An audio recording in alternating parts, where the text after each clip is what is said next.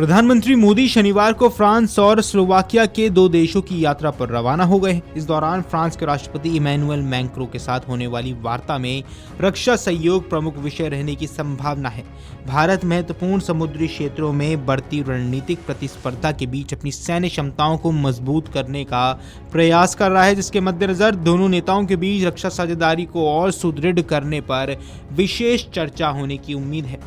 PM Modi ने x पर लिखा, अगले कुछ दिनों में मैं फ्रांस और स्लोवाकिया में विभिन्न कार्यक्रमों में भाग लेने के लिए उपस्थित रहूंगा, जिनमें द्विपक्षीय वार्ता, बहुपक्षीय बैठकें और भारतीय प्रवासी के साथ संवाद शामिल है। मेरा मुख्य उद्देश्य आर्थिक और सांस्कृतिक संबंधों को मजबूत करना होगा। यात्रा की शुरुआत नीस में कार्यक्रमों से होगी, जिसमें विशेष रूप से भारत इनोवेट्स कार्यक्रम से शुरुआत होगी, जिसमें राष्ट्रपति मैक्रों भी उपस्थित रहेंगे। भारत फ्रांस नवाचार वर्ष मना रहे हैं। ऐसे में भारत इनोवेट्स एक जीवंत मंच होगा जो स्टार्टअप्स और नवाचार जगत से जुड़े लोगों को एक साथ लाएगा।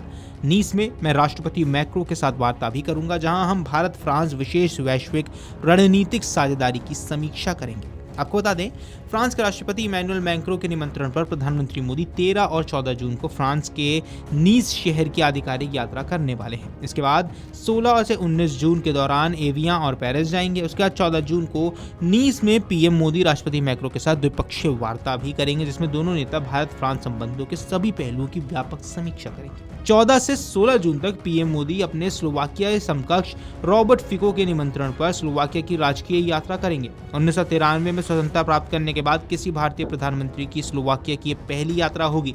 इस यात्रा के दौरान पीएम मोदी और रॉबर्ट फिको के बीच वार्ता होगी और सहयोग के नए क्षेत्रों की संभावनाओं पर चर्चा की जाएगी। पीएम मोदी स्लोवाकिया के राष्ट्रपति पीटर पेलेग्रिनी से भी मुलाकात करेंगे। एमईए ने कहा कि ये यात्रा व्यापार, निवेश, ऑटोमोबाइल और रेलवे विनिर्माण सहित विभिन्न क्षेत्रों में स्लोवाकिया के साथ भारत के द्विपक्षीय संबंधों को और मजबूत करने की प्रतिबद्धता को रेखांकित करेगी। अपनी यात्रा के तीसरे चरण में पीएम मोदी 16 से 17 जून को एविया में आयोजित G7 शिखर सम्मेलन में भाग लेने के लिए फिर फ्रांस लौटेंगे। सम्मेलन के दौरान वे G7 देशों के नेताओं के अलावा आमंत्रित साझेदार देशों और अंतर्राष्ट्रीय संगठनों के नेताओं के साथ विभिन्न वैश्विक मुद्दों पर विचार विमर्श करेंगे।